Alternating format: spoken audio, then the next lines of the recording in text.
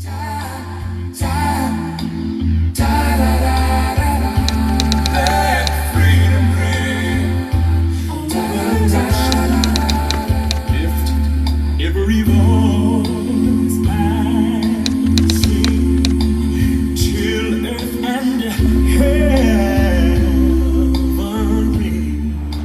there is anyone out there who still doubts that America is a place where all things are possible, who still wonders if the dream of our founders is alive in our time, who still questions the power of our democracy, tonight is your answer.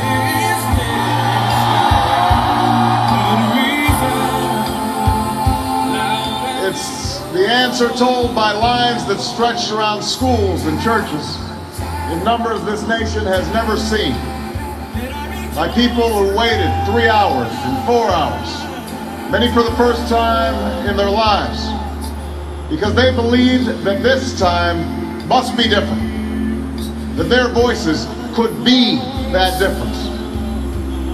It's the answer spoken by young and old, rich and poor, Democrat and Republican, black, white, Hispanic, Asian, Native American, gay, straight, disabled and not disabled, Americans who sent a message to the world that we have never been just a collection of individuals or a collection of red states and blue states. We are and always will be the United States of America.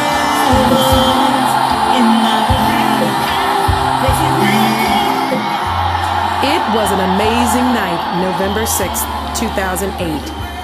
Barack Obama had made history. So what does change mean for African Americans? While there have been many firsts for African Americans over the past 30 years, the underlying reality is sobering.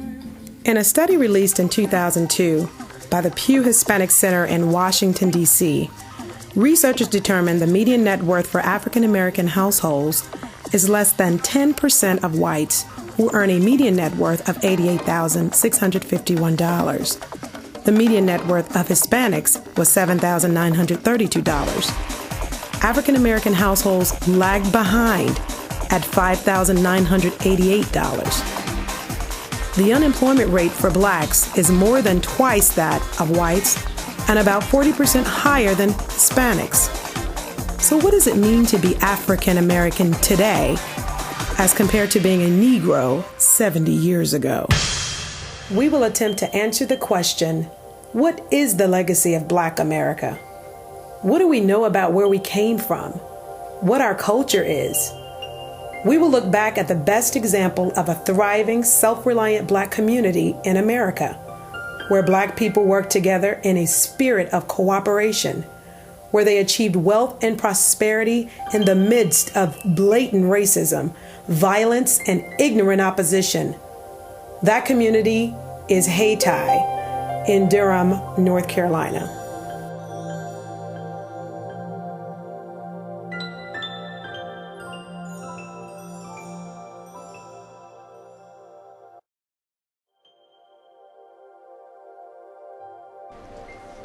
Durham, North Carolina is a place which the world instinctively associates with tobacco.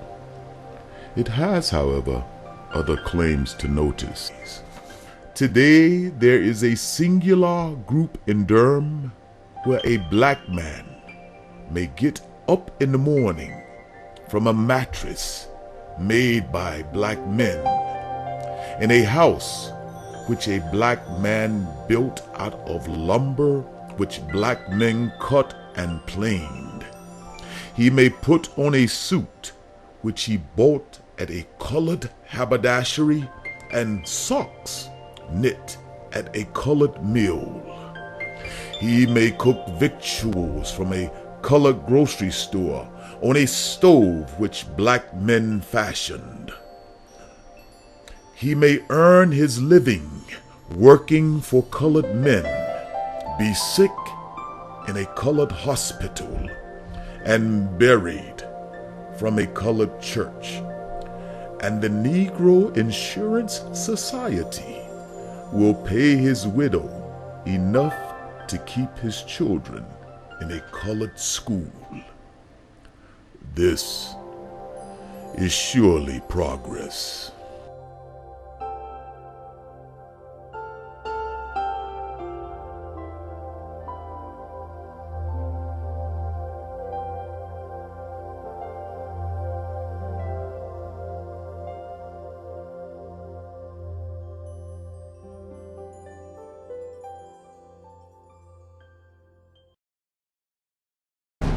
What hurt us was integration. Expressway came right through the middle of all of this was to move us out of Hayti. You know, that may be how his business survived, because he moved so far away from the reconstruction or the demolition of Hayti until he was safe.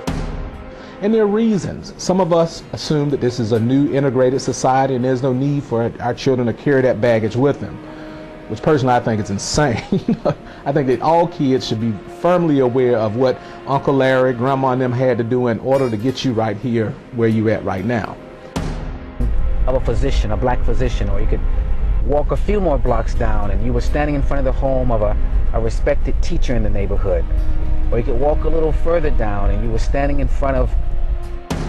When we look at African Americans today, and they have a net worth that's a tenth of what majority families have, we realize that we have to play a part in that.